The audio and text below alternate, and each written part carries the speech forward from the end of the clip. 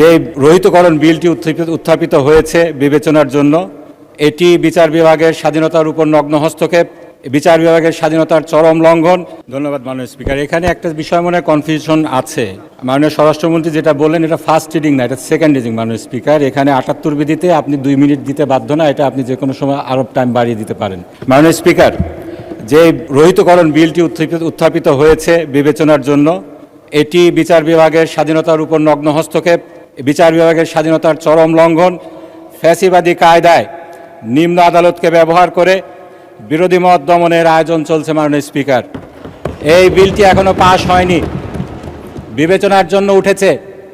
এখনো আমাদের নিম্ন আদালত উচ্চ আদালতের অধীনে স্বাধীন বিচার বিভাগ হিসাবে কাজ করছে।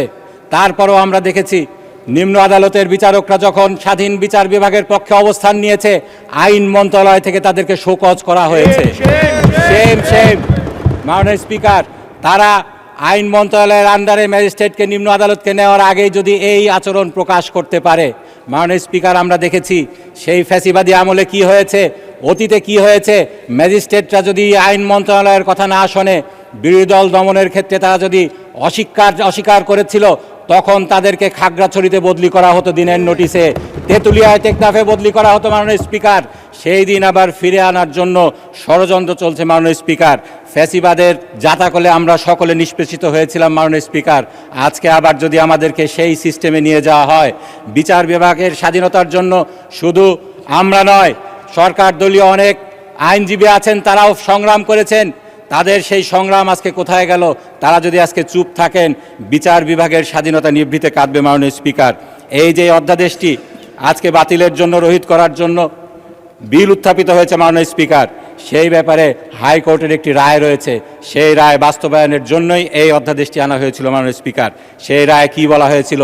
সেই সাদ্দাম হোসেন ভার্সেস বাংলাদেশ, সেখানে 1972 সালের অরিজিনাল সংবিধানের 116 অনুচ্ছেদ, যেটাকে বারংবার সংশোধন করে বিচার বিভাগের স্বাধীনতাকে খর্ব করা হয়েছিল, সেটাকে অসাংবিধানিক ঘোষণা করা হয়েছিল।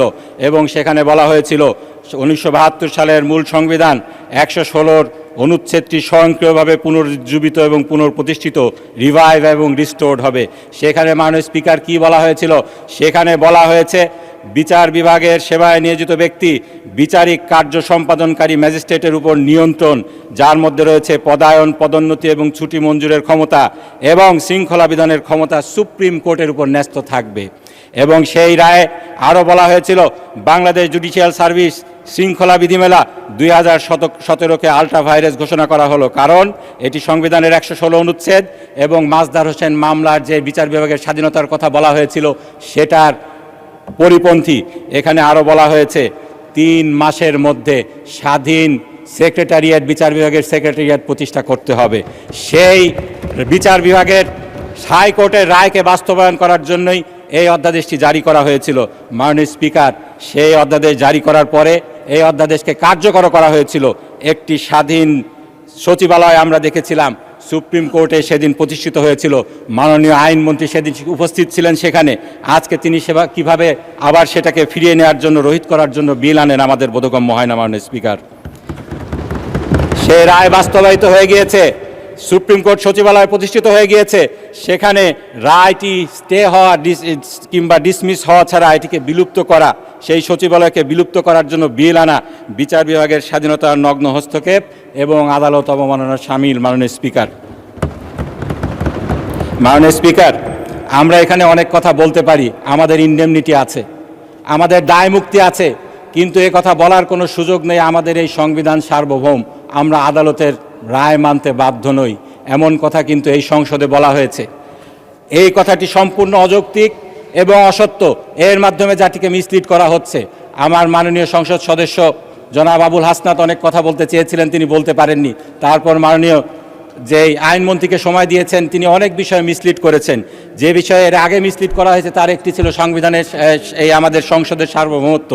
আমি একটি বইয়ের রেফারেন্স দিতে চাই, বাংলাদেশ জাতীয় সংসদ, ডক্টর মহিউদ্দিন। সেখানে তিনি সার্বভৌমত্ব নিয়ে কি লিখেছেন, সেখানে তিনি একটি কোর্টের রেফারেন্স দিয়েছেন। 2003 সালে যৌথ অভিযান দায় মুক্তি আইন 2003, এটাকে খারিজ করে সুপ্রিম কোর্ট যেটা বলেছিল, বিচারপতি মঈনুল ইসলাম চৌধুরী এবং বিচারপতি আশরাফুল কামালের সমন্বয়ে গঠিত হাইকোর্ট বেঞ্চ বলেছিল, রাষ্ট্রের 3টি অঙ্গের কেউই সার্বভৌম নয়, প্রতিটি অঙ্গ সংবিধানের বিধিবিধান সাপেক্ষে স্বাধীন, শ্রেষ্ঠত্ব শুধু সংবিধানের, রাষ্ট্রের 3টি অঙ্গই সংবিধানের বিধিবিধান মেনে চলতে বাধ্য। আজকে আমাদের কাছে মনে হয় যখন এই সংসদে দায়িত্বপ্রাপ্ত মন্ত্রীরা বলেন আমাদের সংবিধান অনুযায়ী 7(2) অনুযায়ী আমাদের সংসদ সার্বভৌম, তখন মনে হয় আইনের এতগুলা ডিগ্রি, সেই LLB করা থেকে শুরু করে LLM করা থেকে শুরু করে বার করা থেকে শুরু করে PhD করা থেকে শুরু করে সকলই বৃথা, আবার আইন নতুন করে শিখতে হবে আমাদেরকে। মাননীয় স্পিকার, এই বইতে আরও বলা হয়েছে কোনো আইন সংবিধান সম্মত কিনা তা পর্যালোচনা করে আইনের বৈধতা নির্ধারণ করার প্রক্রিয়াকে বিচার বিভাগীয় পর্যালোচনা বলা হয়। বিচার বিভাগীয় পর্যালোচনার মাধ্যমে পার্লামেন্ট কর্তৃক প্রণীত কোনো আইন বা আইনের অংশবিশেষ সংবিধানের সাথে অসামঞ্জস্য বলে প্রতীয়মান হলে আদালত তা বাতিল ঘোষণা করতে পারে। ফলে যেসব দেশে লিখিত সংবিধান রয়েছে আমাদের দেশের মতো, মাননীয় স্পিকার, সেসব দেশে সংবিধান হলো সর্বভৌম বা সুপ্রিম ক্ষমতার অধিকারী, সরকারের সকল বিভাগ সংবিধানের অধীনে দায়িত্ব পালন করবে। মাননীয় স্পিকার, সেখানে আরও বলা হয়েছে কোনো আইন সংবিধানের সাথে সাংঘর্ষিক হলে সেটা স্বতঃস্ফূর্তভাবে বাতিল হয় না, এর জন্য রাষ্ট্রের কোনো নাগরিককে উচ্চ আদালতের সংশ্লিষ্ট আইন বা আইনের ধারা চ্যালেঞ্জ করে রিট করতে হয়। উচ্চ আদালত যদি রিট আবেদন বা রুলের নিষ্পত্তির মাধ্যমে সংশ্লিষ্ট আইন বা আইনের অংশবিশেষকে বাতিল করে, তাহলেই সেটিকে বলা যাবে সেটি সংবিধানের সাথে সাংঘর্ষিক।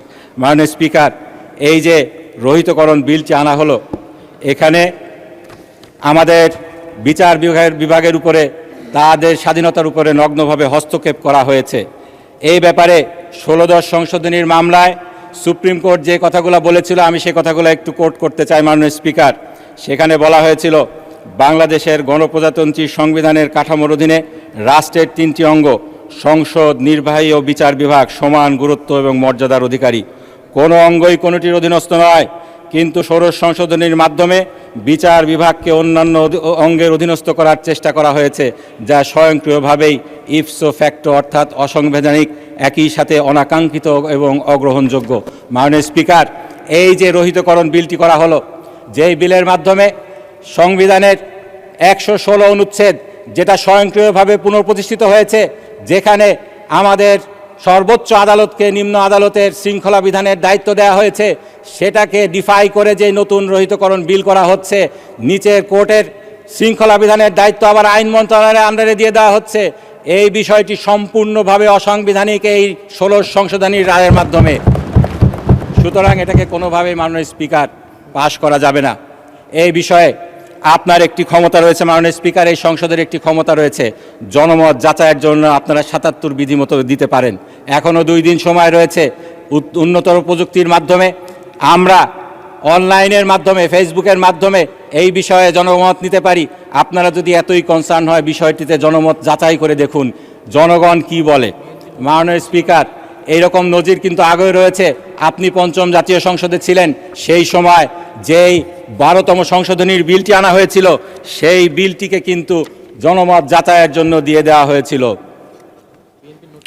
এই বিষয়ে মাননীয় স্পিকার, আরেক যদি 2টি কথা বলতে চাই। এই বিষয়ে জুলাই সনদে আলোচিত হয়েছে সংসদের সেপারেট সচিবালয়ের বিষয়ে, সেখানে জুলাই সনদে বিএনপি কোনো নোট অফ ডিসেন্ট দেয়নি। 31 দফাতেও তারা তাদের যে বাংলাদেশ, নতুন বাংলাদেশ গড়ার স্বপ্ন জাতিকে দেখিয়েছে, সেখানেও তারা বিচার বিভাগের স্বাধীন সচিবালয় প্রতিষ্ঠার করার কথা বলেছে। আজকে কেন তারা সেটা রহিত করার বিল আনছে? এর মাধ্যমে কি জনগণের সাথে প্রতারণা করা হচ্ছে না? মাননীয় স্পিকার, এখানে আমাদের আইনমন্ত্রী যখন কথা বলবেন, আমি তো জবাব দিতে পারবো না। তিনি একটি কথা বলবেন, সংবিধানের 103(2) ক মোতাবেক সার্টিফিকেট ইস্যু করেছে হাইকোর্ট, এর মাধ্যমে উনি বলার চেষ্টা করবেন হাইকোর্টের রাইট স্টে হয়ে গিয়েছে। এটি মোটেও সত্য নয় মাননীয় স্পিকার। এটা যদি তিনি বলেন, তাহলে জাতিকে তিনি বিভ্রান্ত করার চেষ্টা করবেন। এই রাইট স্থগিত হয়নি। 103(2) ক অনুযায়ী যদি সার্টিফিকেট ইস্যু করা হয়, সেক্ষেত্রে শুধুমাত্র লিভ গ্র্যান্টিং অর্ডার লাগে না, সরাসরি অ্যাপিলেট ডিভিশনে শোনা হবে। কিন্তু কোনোভাবেই আমি এই যে হাইকোর্টের বাইবেল বলে তিনি যে সাংবিধানিক লর বাইবেল বলে যে বইটিকে বলেছেন, সেই বইয়ের গোটা 103 চ্যাপ্টার আমি দেখেছি। এখানে যে কেসগুলো রেফার করা হয়েছে সেইগুলো দেখেছি। আমাদের যারা সিনিয়র আইনজীবী আছেন তাদের সাথে কনসাল্ট করেছি, এটিকে যতক্ষণ পর্যন্ত না স্টে করা হচ্ছে এই রায়টি স্টিল ইন অপারেশন এবং এটার মাধ্যমে এটা রায়ের এক্সিকিউশন হয়ে গিয়েছে। সুতরাং